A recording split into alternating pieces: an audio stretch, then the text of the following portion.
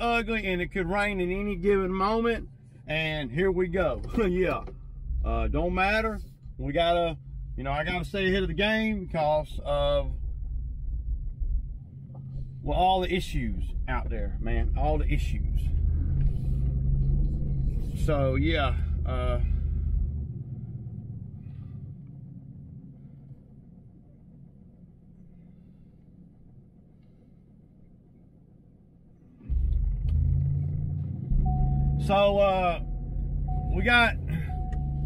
I got one down here in Gay, Georgia. I'm gonna go do. It's a city about, well, it's about 25 minutes. Well, it ain't quite 25 minutes. It's probably about 20 minutes from the house. It's not gonna pay as good today as normal because I can't do any of the other ones on the way there or on the way back. But I need to get that one done because, well, it's a $150 property, and it'll really help in the grand scheme of next week.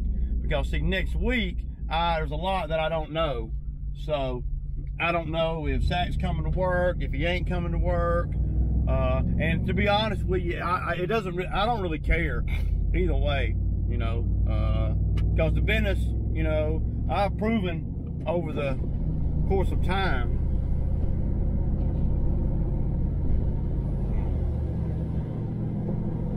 Let me get all this stuff down. Because I have proven over the course of time that I can't be stopped, you know, unless I have a freaking heart attack or something out here. And that could happen, as stressful as it is at times. But you know, that's the way it is, man. So yesterday I took care of a lot of stuff yesterday that I've been needing to do. It didn't make it to the video. I got the Kia back to the shop.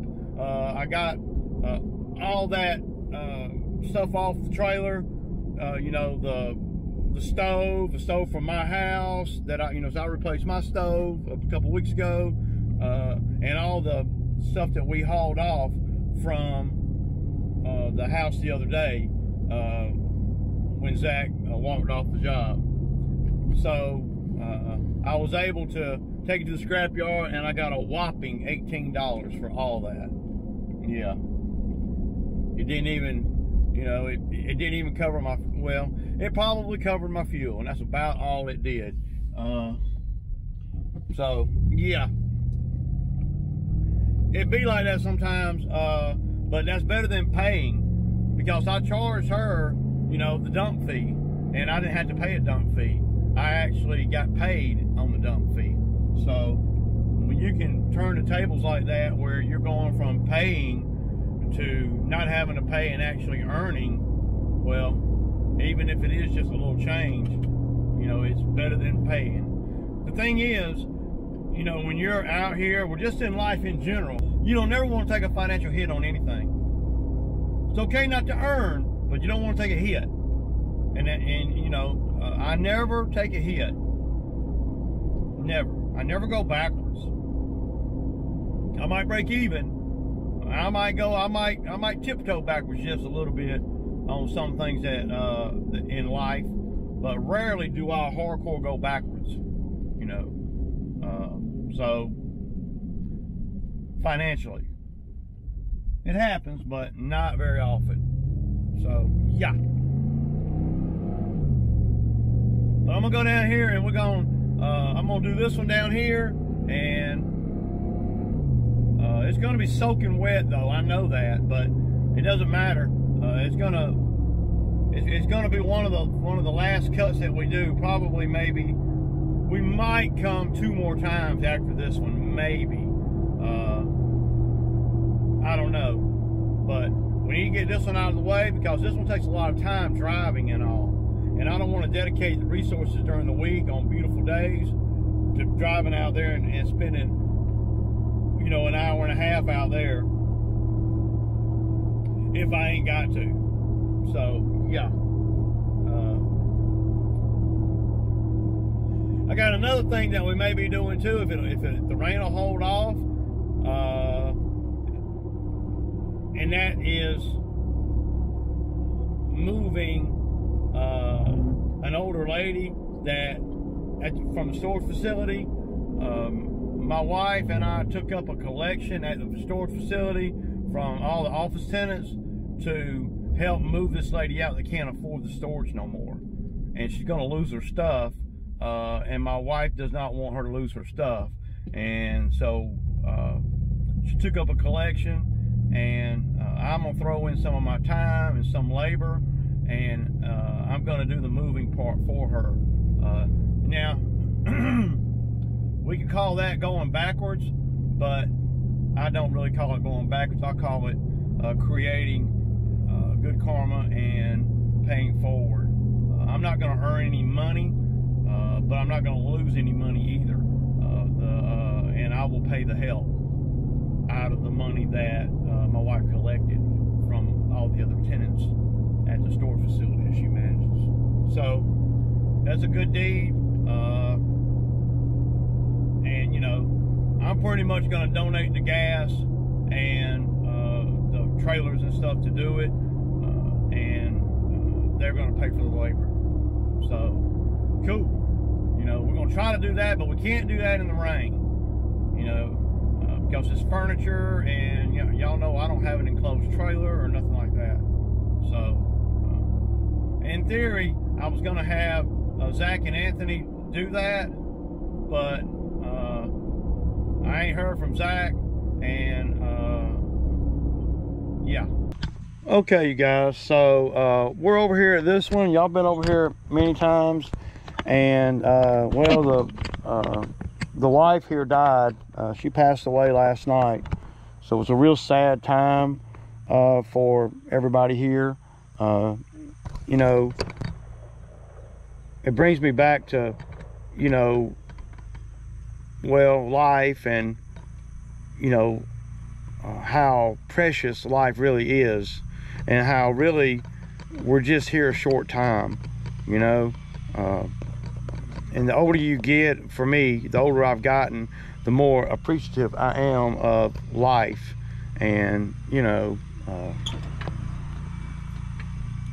yeah, it's always so sad when, you know, people pass, but we know that that's inevitable, right?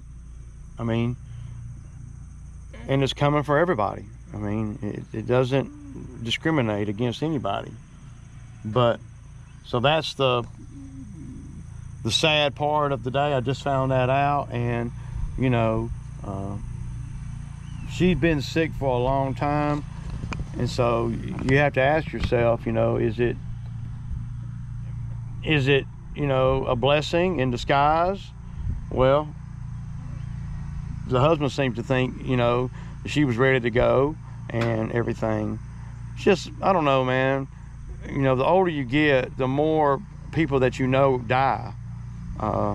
When you're young, you don't, you know, hell, there were years there that I didn't know anybody that, you know, that died, you know, in my 20s, 30s. But now that I'm 50, you know, a lot of people that I know and have known for a long time, they're dying. And then you got a new generation coming in, and, you know, and life, evolution, you know, everything. You never think that you're going to get old. You never think that you're going to have to deal with that. But it's inevitable. And that's why it's so important to live right and to treat people right.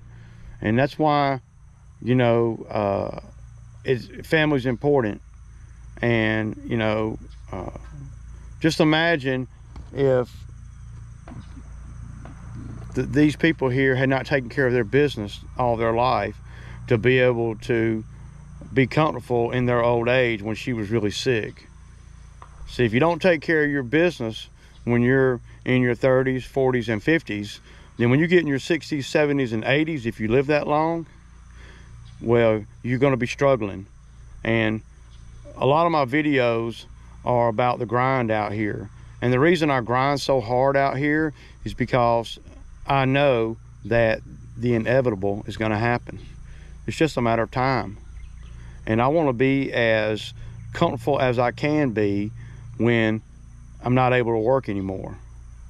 And I don't want to have to worry about some of the things that I see some of my older customers have to worry about as they get older. You know, fortunately for these people, they took care of their business as they got older. And most people figure it out. But there are your select few that never figure it out, that are still struggling when they're in their 60s and 70s, still wondering how they're going to pay their bills.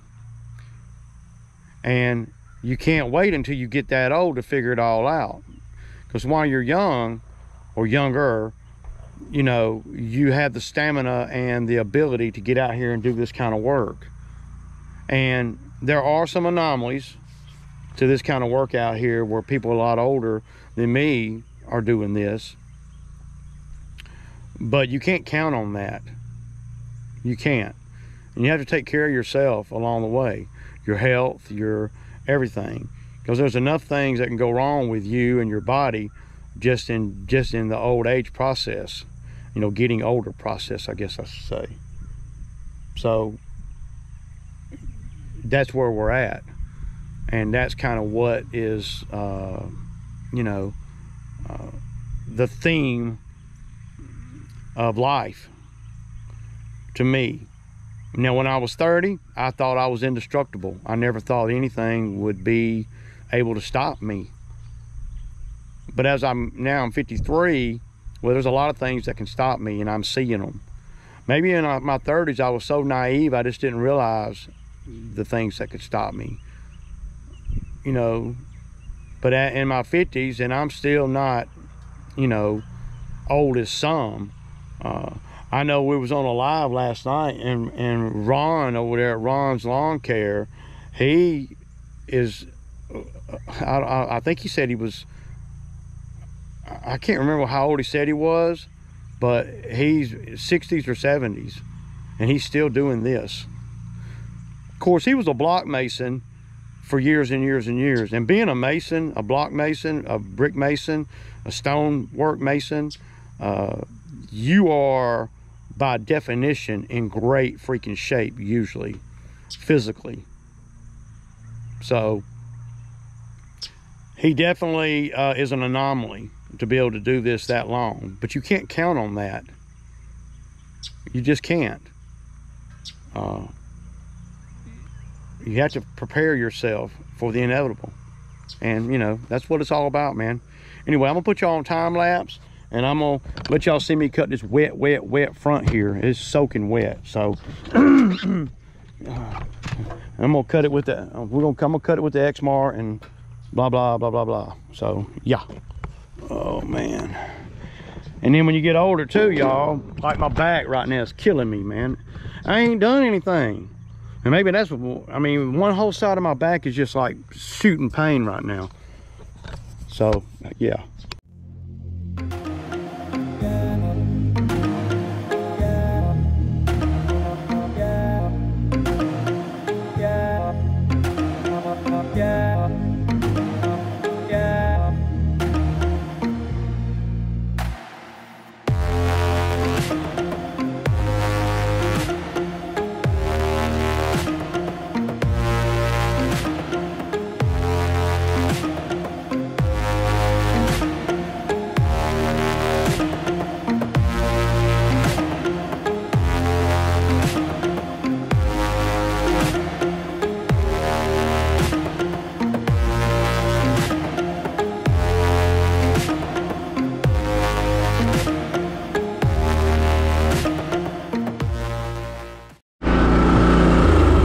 Okay, y'all, we'll get some footage of the Scag mower and how it throws the wet grass.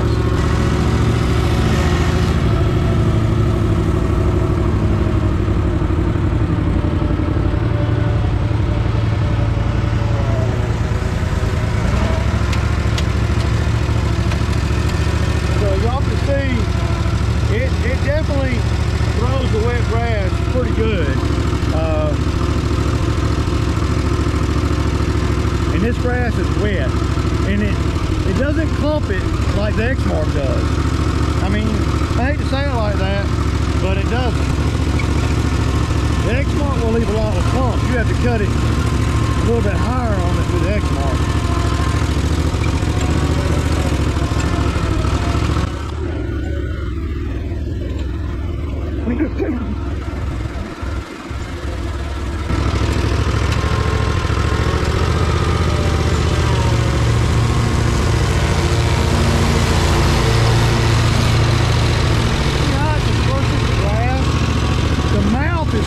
Bigger, and that's on a 52. Just imagine on the 60, I know it's bigger, a lot bigger. It's bigger than that one. See how wet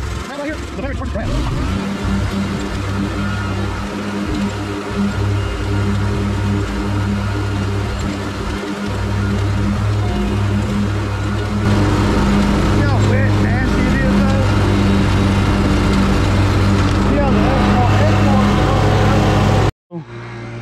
Yeah, it could be worse. It could be raining. It didn't clump up real bad on us, but we didn't cut it all. We didn't double cut it, but we 1.5 cut it. Yeah. So, tell you what, these commercial mowers ain't no joke, man. They don't play.